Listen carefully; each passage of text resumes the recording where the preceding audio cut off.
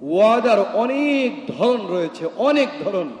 স্বামী যখন বাসার থেকে বের হয়, স্ত্রীর সাথে ওয়াদা করে বের হয়, এই কাজগুলো করব, এই কাজগুলো করব, এই কাজগুলো করব। আমাদের সমাজে ওয়াদা ভঙ্গ করা যে একটা অপরাধ, এই অপরাধ বোধটাই আমাদের থেকে উঠে গিয়েছে। মানুষ কত ধরনের অঙ্গীকার করে, ভালো অঙ্গীকার, বৈধ কাজের অঙ্গীকার। ভাই ভাইয়ের থেকে টাকা নিয়েছে 2 দিনের জন্যে, 3 দিনের জন্যে, 10 দিনের জন্যে। 10 দিন পরে ভাই তো ভাইকে চিনতেই চায় না। তোমার কাছ থেকে আমি টাকা নিয়েছি, কে বলেছে? অস্বীকার করতেও মুখে আটকায় না।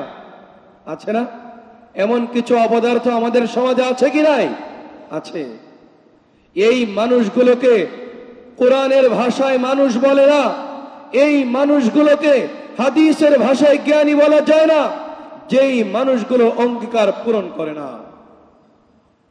শুধু একটা উদাহরণ দিয়েছি, লেনদেনের একটা উদাহরণ। এমন অসংখ্য অগণিত অঙ্গীকার আমাদের দৈনন্দিন চলার পথে পারস্পরিক রয়েছে। দোকানদারের অঙ্গীকার হলো কাস্টমারকে সঠিক, স্বচ্ছ, পরিচ্ছন্ন, ভালো পণ্যটাকে উপহার দেওয়া। অথচ দোকানদার কসম করে বলছে, আল্লাহর কসম, আমি একটা সুন্দর বিদেশি জিনিস তোমাকে আমি দিচ্ছি। অথচ সে মুখে কসম করছে, তার পুরা কথাটাই অসত্য। একটা দেশি পণ্য, শুধু দেশি নয়, একটা ভেজাল পণ্য, শুধু ভেজাল নয়, 100% দোষী একটা পণ্য মানুষের সামনে চালিয়ে দেওয়ার অপচেষ্টা, অপকৌশল করতে যা কলা কৌশল করা লাগে, আমাদের সমাজে এমন কিছু দুষ্ট মানুষ কি নাই? আছে। রব্বুল আলামিন বলে কি আর আমরা করি কি? রব্বুল আলামিন তো বললেন ওয়াদাকে পূর্ণ করতে। রব্বুল আলামিন তো বললেন আল্লাহ যা বলেছে তা বাস্তবায়ন করতে। আল্লাহ বলেন এক কাজ, আমি করি আর এক কাজ। তাহলে আমি কিভাবে জ্ঞানী হিসেবে, কোরআনের ভাষায় আমি কিভাবে জ্ঞানী হিসেবে রব্বুল আলামিনের কাছে বিবেচিত হব? এজন্য আমার বন্ধু, আসুন, রব্বুল আলামিন আমাদের যা কিছু করতে বলেছেন, এর বাইরে আমার জীবন চলে যেতে পারে, আমার জীবনটা চলে যেতে পারে, আমার লাভ না হতে পারে, আমার সাময়িক লস হতে পারে, কিন্তু রব্বুল আলামিনের সাথে ওয়াদা করেছি আমি সঠিক পথে চলবো, বৈধ পথে চলবো, জুলুমের পথে চলবো না, গুনাহের পথে চলবো না, জাহান্নামের পথে চলবো না।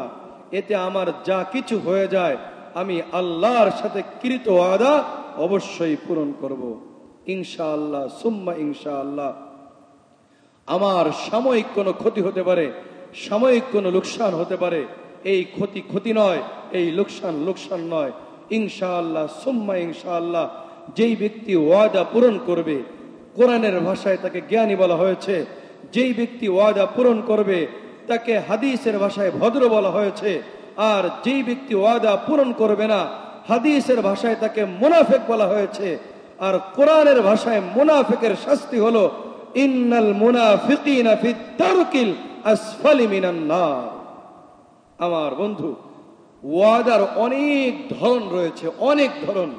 স্বামী যখন বাসার থেকে বের হয়, স্ত্রীর সাথে ওয়াদা করে বের হয়, এই কাজগুলো করব, এই কাজগুলো করব, এই কাজগুলো করব।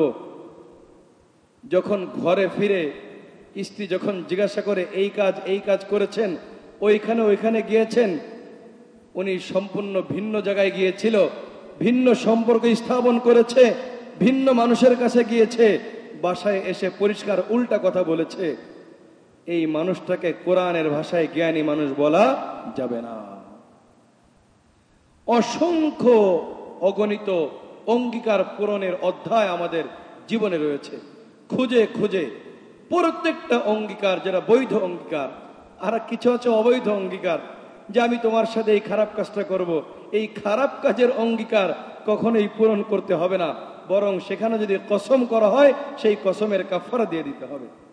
খারাপ কাজ, অনেক সময় অনেক মানুষ গুনাহের অঙ্গীকার করে পারস্পরিক, যে আমরা এই খারাপ কাজটা করব, আছে না?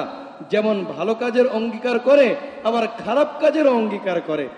তো খারাপ কাজের অঙ্গীকার করার পরে এরপরে কিন্তু এই হাদিস আর এই আয়াত চালিয়ে দেওয়া যাবে না যে রব্বুল আলামিন বলেছেন ইয়া আইয়ুহাল্লাযীনা আমানু আউফু বিল উকুদ, হে মুমিনগণ তোমরা অঙ্গীকার পূরণ করো। না না না, যেই অঙ্গীকার পূরণ করতে বলা হয়েছে সেই অঙ্গীকার ওই অঙ্গীকার নয় যেই অঙ্গীকার নাফরমানির অঙ্গীকার, যেই অঙ্গীকার গুনাহের অঙ্গীকার, যেই অঙ্গীকার ক্ষতিকর অঙ্গীকার, এই অঙ্গীকার পূরণ করতে বলা হয়নি।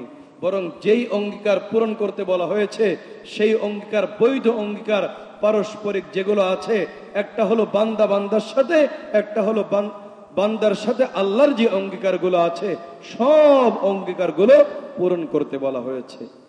আসুন আমরা জীবন চলার পথে কোরআন এবং সুন্নাহকে আঁকড়ে ধরি।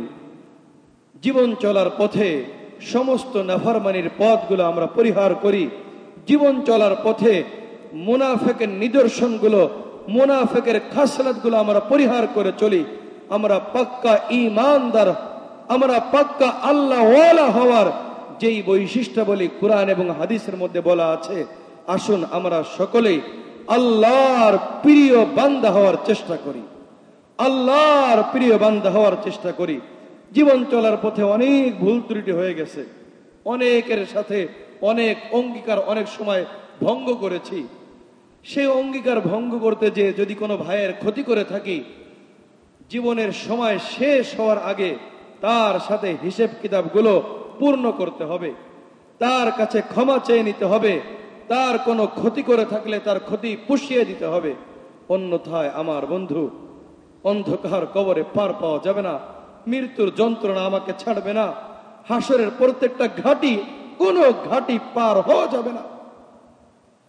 মানুষকে ঠকিয়ে আল্লাহর নাফরমানি করে জাহান্নামের পথে চলে কবরে সুখে থাকা যাবে না।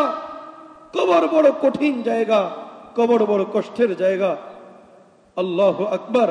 আল্লাহ রসুল বলেছেন হুফরাতুম মিন হুফারিন নার আও হুফরাতুম মিন হুফারিল জান্নাহ। কবর হয়তো জান্নাতের একটা টুকরা হবে অথবা জাহান্নামের একটা টুকরা হবে। আমার বন্ধু, পৃথিবীতে রাত যেমন সত্য, পৃথিবীতে দিন যেমন সত্য, চন্দ্র যেমন সত্য, সব স্পষ্ট জিনিস যেমন সত্য, ঠিক তেমনি একটা সত্য, মৃত্যু অনিবার্য সত্য, চিরসত্য। আমাদের পূর্বপুরুষ ছিল, এখন নাই, আমরা আছি, আমরাও থাকবো না। যেতে হবে অন্ধকার কবরে। সেই কবরের পাথেয়গুলো সুন্দর করে প্রস্তুত করে এরপরেই কবরে যেতে হবে। আমি খাওয়ার টাইমে ঘরে গেলাম, খাওয়ার কোনো উপকরণ নেই, যে কি করব, কষ্ট পেতে হবে। একই বিষয় আল্লাহ রসুল তো বলেছেন আল কাইয়িস মান দানা নাফসা ওয়া আমিলা লিমা বাদাল মাউত। জ্ঞানী ওই ব্যক্তি যে নিজের জীবনের হিসাব নেয় এবং মৃত্যু পরবর্তী সময়ের জন্য প্রস্তুতি গ্রহণ করে। আল্লাহ পাক আমাকে আপনাকে যা কিছু আলোচনা করা হলো সকলকে আমল করার তৌফিক দান করুন। আমলি জিন্দেগি রব্বে করিম আমাদেরকে নসিব করুন। শুধু শুনলেই হবে না, আমাদেরকে আমল করতে হবে। আল্লাহ পাক আমাদের সকলকে আমলি জিন্দেগি নসিব করুন। সমস্ত গুনাহের পথ পরিহার করার তৌফিক দান করুন। সমস্ত বৈধ অঙ্গীকারগুলো পূর্ণ করার রব্বে করিম আমাদের সকলকে তৌফিক দান করুন। ওয়া আখিরু দাওয়ানা আনিল হামদুলিল্লাহি রাব্বিল আলামিন ওয়া সাল্লাল্লাহু আলা নবিয়িল করিম।